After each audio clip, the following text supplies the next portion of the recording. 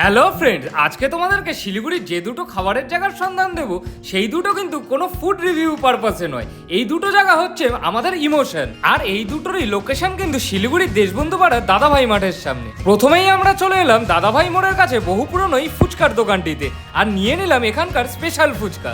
তারপরে নিয়ে নিলাম এখানকার বিখ্যাত পাপড়ি চাট।